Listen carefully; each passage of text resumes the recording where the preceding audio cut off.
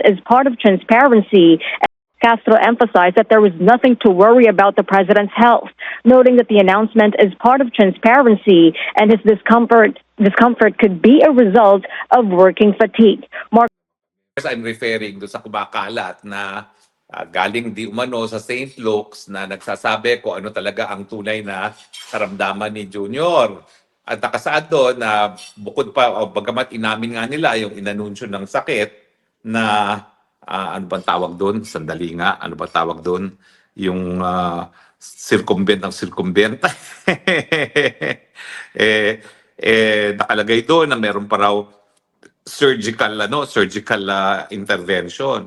Well, inamin naman kasi ng Malacanang na ang sakit ay diverticulitis. Ang sabi nga nila kasi divert ang pondo ng gobyerno, kaya diverticulitis, hindi po.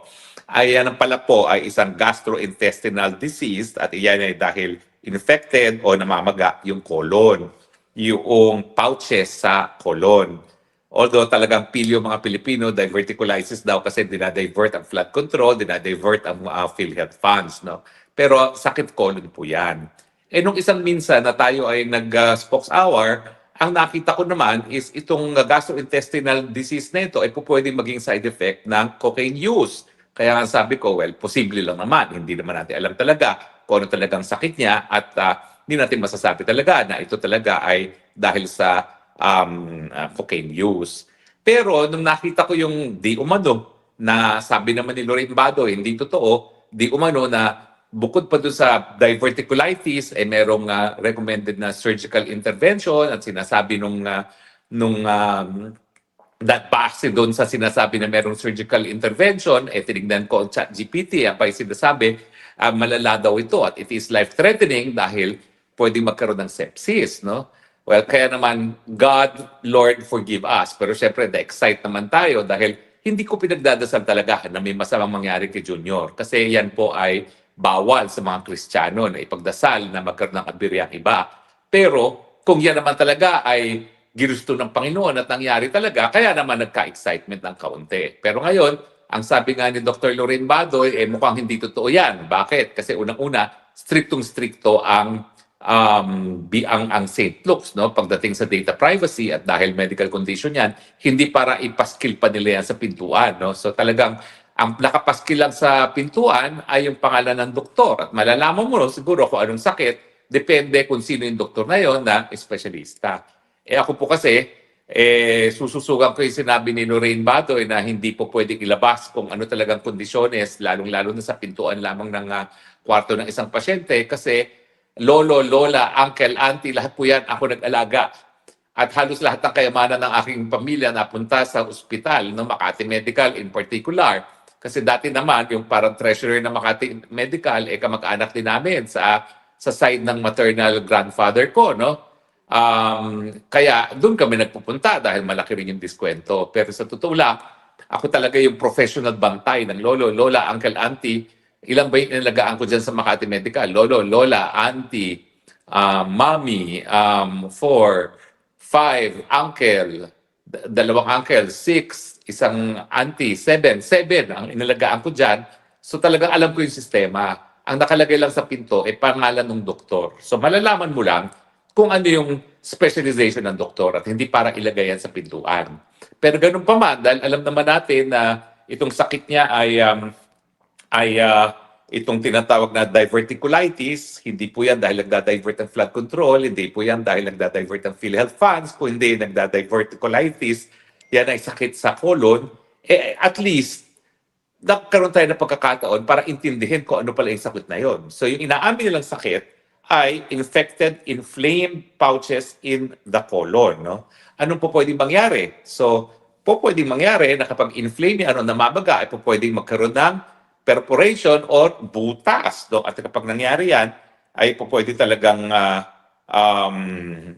kumalat din yung infection. Dahil yung infection ay dahil nga daw sa namamaga, infection. So pwedeng kumalat yan sa iba't ibang parte pa ng abdomen. So in that sense, well, at least, dahil nga dito sa fake news na medical condition, at least nakapag-research tayo kung ano ba talaga yung diverticulitis. Nung una kasi, inignore ko yan. Basta sa akin, sapat na isang posibleng dahilan ng diverticulitis ay paggamit ng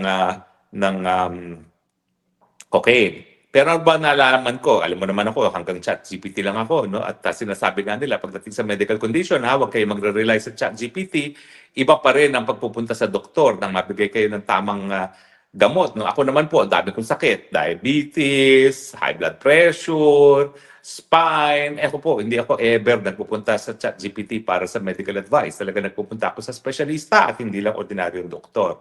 So anyway, at least nalaman natin na dahil inamin naman nila na diverticulitis yan, ano po pwede mangyari? Po pwedeng kumalat yung infection. Po pwede magkaroon ng butas. At kapag karoon ng butas, yun nga yung kinakailangan na magkaroon ng pag-opera.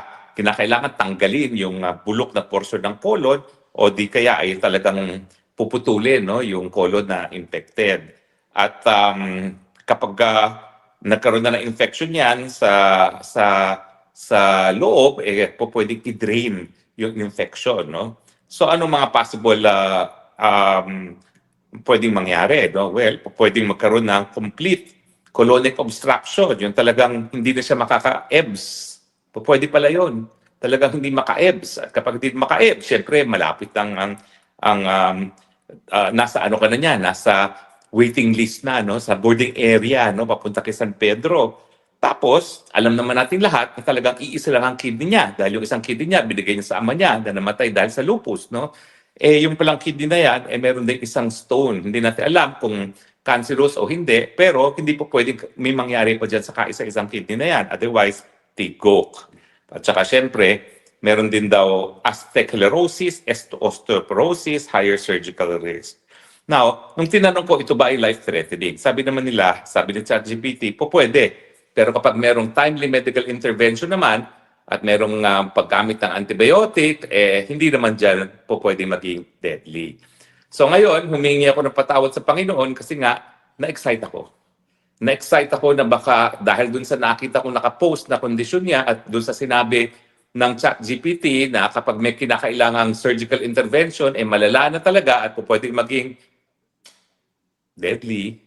Sorry po, na-excite lang ako kasi akala ko baka maging presidente na si BP Sara at matapos na ang kalbaryo ng Pilipinas. Kasi talaga naman po ako, ngayon nanggaling lang ako doon sa hearing ko sa asylum, no? Naku, 3 oras po yun na talaga namang nakakaawa na nangyayari sa Pilipinas, no? Na yung mga gaya ko, napipilitang mag-ibang bayan, maski di minsan, wala akong intensyon na mag-ibang bayan, kaya lang napilitan tayo manirahan sa malayo sa Pilipinas, pilot nyo man hindi naman sa wala akong pagkakataon. 2 beses ako nag-aral sa abroad, 2 beses ako nagturo sa abroad, balik pa rin ako ng Pilipinas. So talagang masakit po sa akin na mawalay talaga sa aking inang bayan at mahiwalay sa pamilya ko at mga kaibigan ko. Not to mention na syempre wala akong hanap buhay ngayon kasi yung aking pagiging abogado, dyan lang naman sa Pilipinas ako abogado, hindi naman ako abogado dito except for ICC na wala naman ako ibang kliyente, no?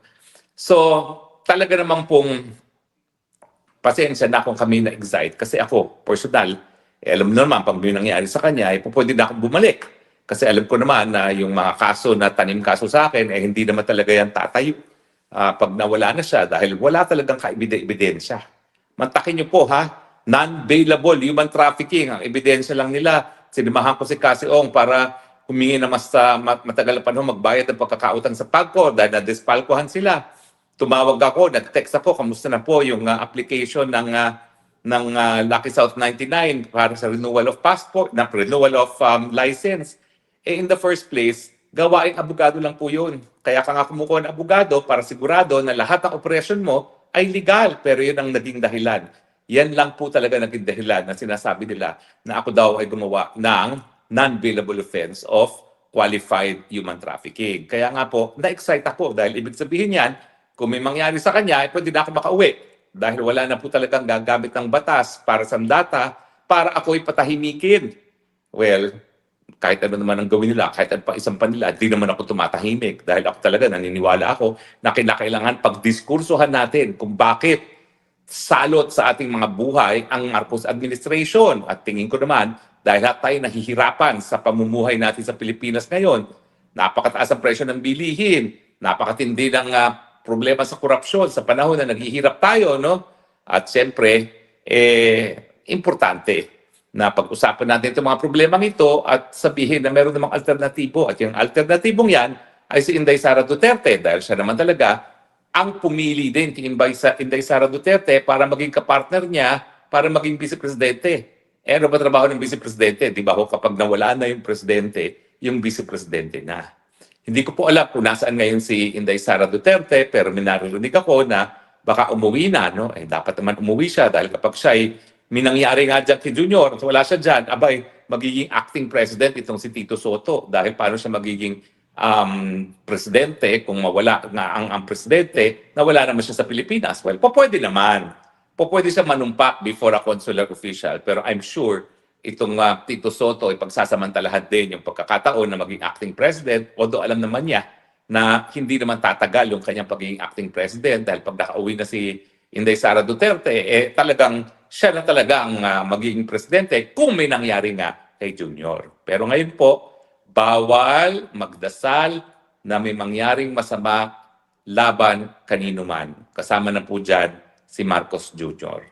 So, bagamat tayo ay talagang nagdarasal na sana magkaroon ng pagbabago sa ating liderato, nang sa ganun naman po, magkaroon tayo ng solusyon sa problema na walang tigil na pagtaas sa presyo ng bilihin, sa korupsyon, at syempre, isang tao na hindi tayo kakalingkarin sa gera na wala naman tayong kinalaman na ginagawa ni Marcos Jr., ang totoo niyan, only God can decide kung ano magiging kapalaran ni Marcos Jr. at wag natin po siyang pagdasal na tuluyan ng mawala sa daigdig nito dahil yan po ay hindi tama. Okay? So, pero tao rin po ako.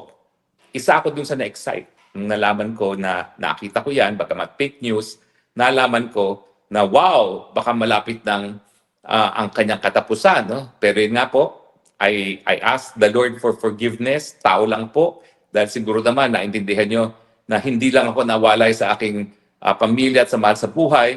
Siyempre po, dahil wala akong hanap buhay, napakahirap din ang aking katayuan ngayon dito sa isang napakamahal na lugar sa Europa. Abay, konti na lang po. I'm not kidding. Malapit na po akong pumunta doon sa punto that I can be described as in poverty. Pero mabuti naman, talaga naman ako nagpapapayat din. So, I guess I can afford to be in poverty somehow para lalo pa akong pumayat. No? Marami pa tayong kinakailangan ng mga kilos na mawala. Ang target po natin maging at least 70 kilos tayo. Ngayon po 86 kilos pa tayo. So malayo-layo pa yung aking goal. Pero ano po nagsimula tayo, 110 kilos ako. Nung umalis po ako ng Pilipinas, 110 kilos. Kaya naman po, matagal, dahil dito sa 1 year, 4 months na wala ako sa Pilipinas, kahit papano, pumayat po tayo. Yan po naman ay dahil sa lungkot, dahil din sa pagtitipid, na konti lang talaga ang aking kinakain, at pag-exercise. So Lord, forgive us for being excited. I know it is not a Christian thing to do, pero siguro naman maintindihan ninyo, Panginoon, kung bakit na-excited kami dahil hirap na po ang taong bayan Pilipino. At yan po ang dahilan kung bakit nang kumalat yan na may possibility nga na siya'y papunta na kung saan man siya pupunta at malapit na siyang husgahan sa mga ginawa niya sa mundong ito, maraming na-excite. Pero inaamin ko po, mali yan. And I'm sorry for having those negative thoughts na natuwa ako nung nalaman ko yan. I'm really sorry, Lord. I ask for your forgiveness. So kayo rin po, humingi na kayo ng patawad. Alam ko, ayaw niyo humingi ng patawad dahil talagang yan naman ang solusyon sa problema natin. Yan ang solusyon para matapos na ang ating kahirapan. Pero we are Christians. Sabi nga po nung sermon ng pastor last Sunday, no? Siyempre, anong dapat gawin habang tayo nag-aantay sa pagbalik ni Kristo, no? Sa kanyang paghuhusga? Well, kinakailangan, we must live holy lives. No? Kinakailangan, we should live a life patterned after the life of Christ. Sabi nga, pag sinampal ka sa isa, ibigay mo yung isa pa. So, mahirap pong maintindihan minsan yan, lalong-lalo na sa gaya ko na matindi na po ang paghihirap economically and emotionally dahil isang taon at apat na buwan na akong nawawalay sa aking pamilya at mga kaibigan at isang taon at 4 na buwan na rin ako walang hanap buhay. Pero we have to follow what the Bible says. We need to live holy lives. That is why we ask for forgiveness, for the happiness and the excitement that we felt nung akala natin may mangyayari na kay Marcos Jr. Pero magpapatuloy pa rin tayo ng dalangin, ha? Thine will be done. Siguro po kung ano yung leksyon na nais niyong matutunan ng mga Pilipino sa pagbibigay ng Marcos Part 2, natutunan na po namin. Hindi na dapat magpabudol muli. Kinakailangan maging kritikal sa mga desisyon, lalong-lalo na kung sinong magiging presidente. Kaya sa susunod na eleksyon, pero yan po ay sa susunod, ha? Kung may mangyari naman kay Junior bago magkaroon ng eleksyon, talagang wala naman pong choice. Miski ayaw ng mga pulahan at ng dilawan, si VP Sara na maging presidente, kung may mangyari kay Marcos Jr., yan naman po talagang talaga, no? Yan yung nakasulat sa ating saligang batas at wala kayong magagawa sa ayaw at sa gusto nyo.